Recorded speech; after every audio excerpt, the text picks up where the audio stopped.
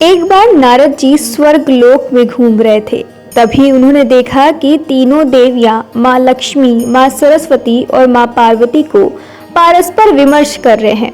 तभी नारद जी बोले, मेरा प्रणाम स्वीकार कीजिए। मैं यहाँ से गुजर रहा था, आप तीनों को वार्तालाप करते सुना, मुझसे रहा नहीं गया तो मैं आ गया। तभी देवियां बोली, हम तीनों अपने सतीत्व और पतिव्रता धर्म की चर्चा कर रहे हैं। अच्छा, तो आपने भी हमारा वार्तालाप सुन लिया। ये बात तो आप भी जानते हैं देवर्षि नारद कि हम तीनों देवियों के समान कोई भी पतिव्रता स्त्री नहीं है। हमारा पतिव्रता धर्म सर्वश्रेष्ठ है। देवियां बोली, नारद, हमारे सिवा और कौन पतिव्रता स्त्री है, बताइए। नारद जी बोले, देवियों, अत्रि महामुनि की पत्नी देवी अनुसुईया एक महान पतिव्रता स्त्री है। देवर्षि नारद की बात सुनकर तीनों देवियों के मन में अनुसुईया के प्रति ईर्ष्या होने लगी। तभी नारद जी बोले, अब मुझे आज्ञा दीजिए, मैं चलता हूँ। नारायण नारायण।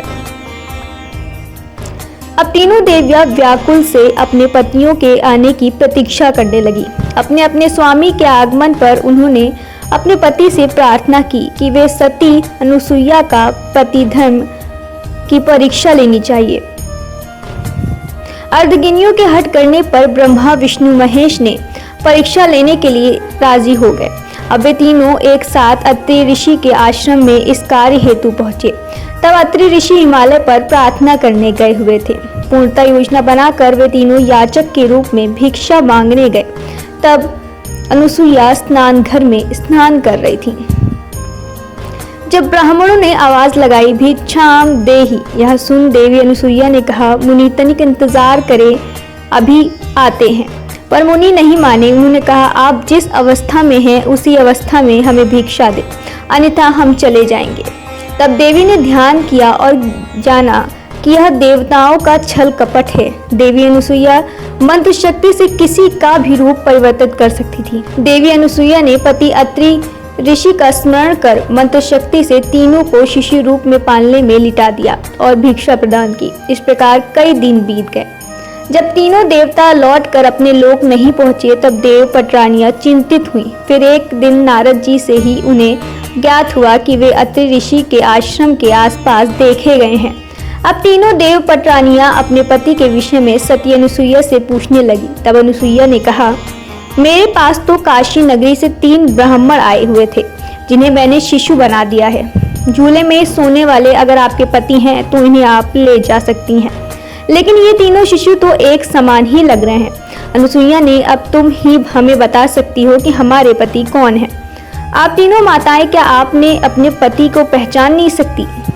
जल्दी से अपने अपने पति को गोद में उठा लीजिए। सोच लीजिए, अगर आपने किसी पर पुरुष का स्पर्श कर लिया तो आपका पतिव्रता धर्म खंडित हो जाएगा।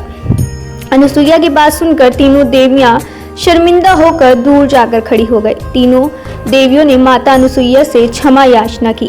कहा, अनुसुईया, हमें माफ कर दो, हमने ही परीक्षा लेने के लिए अपने पतियों को बाध्य किया था, हमसे भूल हो गई है। अनुसुईया अपने पैच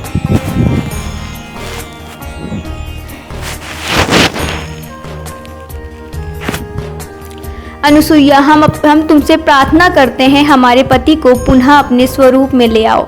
माता अनुसुईया ने जब देखा कि तीनों देवियां दुख से व्याकुल हो रही हैं, तो उन्होंने त्रिदेव को उनका रूप प्रदान किया। तत्पश्चात तीनों देवों ने अनुसुईया से प्रसन्न होकर वरदान मांगने को कहा। तब अनुसुईया बोली, प्रभु, आप तीनों मेरी कोख से जन्म लें, मुझे ये वरदान दीजिए। देवी अनुसुईया, हम तीनों तुम्हारी ही कोख से जन्म लेंगे और सृष्टि में आपका नाम मां सती अनुसुईया के नाम से ज्ञात होगा।